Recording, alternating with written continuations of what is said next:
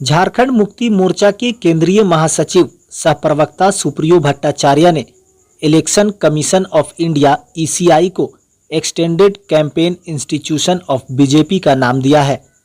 कहा कि हमने इलेक्शन कमीशन ऑफ इंडिया का नया नाम इजाद किया है। केंद्र सरकार और भाजपा पर गंभीर आरोपों के साथ उन्होंने हरियाणा भाजपा के प्रदेश अध्यक्ष पंडित मदन लाल बरौनी द्वारा चुनाव आयोग को लिखे एक पत्र पर भी खूब टिप्पणी की। झारखंड मुक्ति मोर्चा के केंद्रीय कार्यालय में मीडिया को संबोधित करते उन्होंने चुनावी तारीख, छुट्टियों पर भी अपनी बात रखते चुनाव आयोग की निष्पक्षता पर भी कई सवाल उठाए।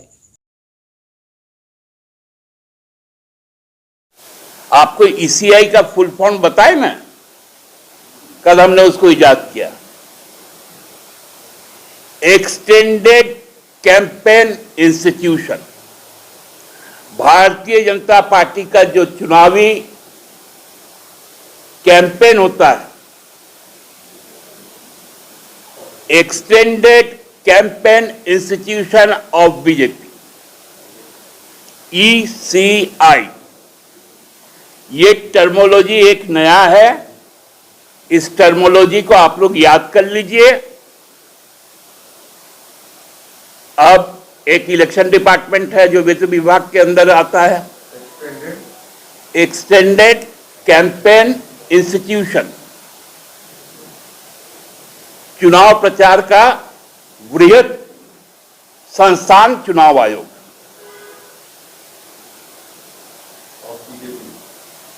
हाँ, उसी के तो अभियान को आगे बढ़ा रही है, उन्हीं के चिट्ठी पर तो गई है। चुनाव को अपने माल प्रैक्टिस से बीजेपी करप्ट करना चाहती है और ड्राइविंग करना चाहती है। यह गंभीर समस्या है आज के दिन में,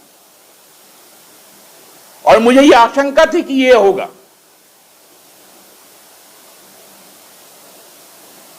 क्योंकि अब तो नस नस पकड़ में आ गया चुनाव आयोग। लोकसभा चुनाव के पूर्व इस राज्य का उन्होंने दौरा तक नहीं किया।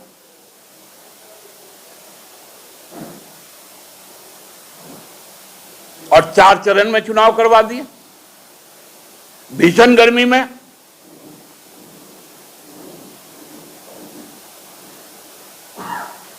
उसके बाद माफी मांगते हैं। एडीआर ने कहा कि पोल वोट से ज्यादा काउंट वोट है, आप जांच करवाइए। उस पर चुप्पी साध ली।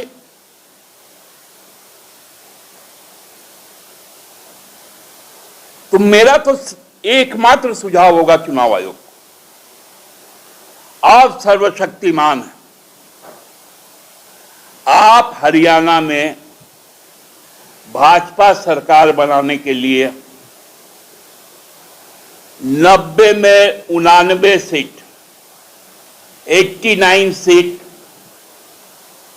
बीजेपी को अवार्ड कर दीजिए, और 1 सीट खाली रख दीजिए।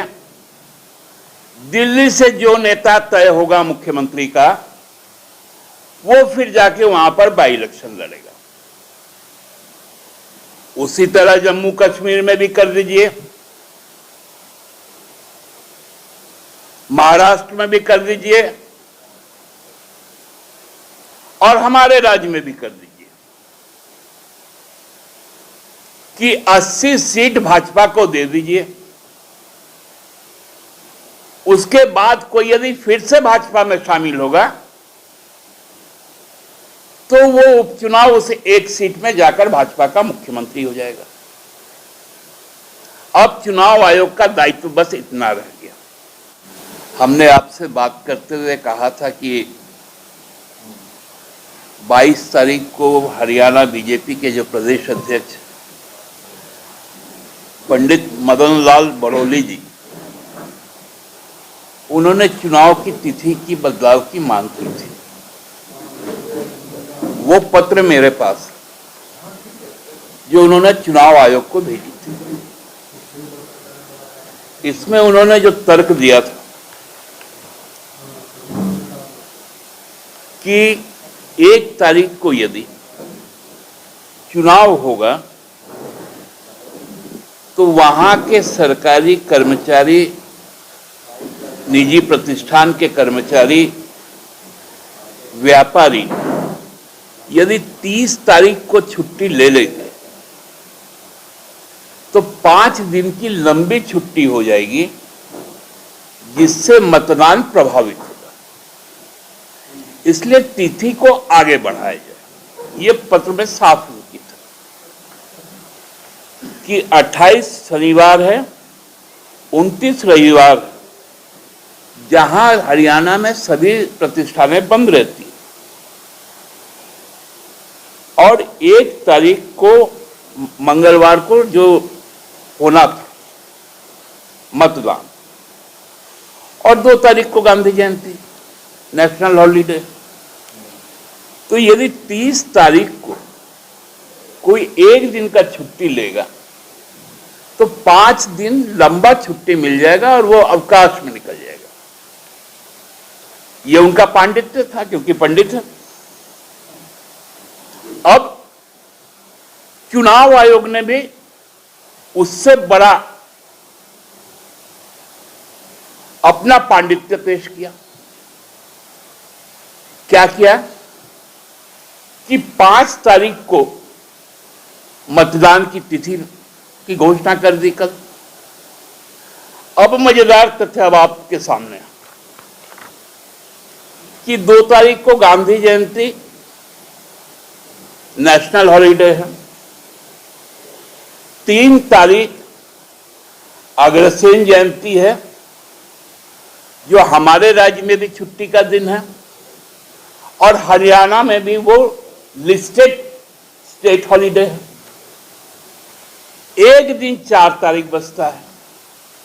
यदि उस दिन छुट्टी ले ले तो 5 तारीख को तो इलेक्शन के दिन का छुट्टी है,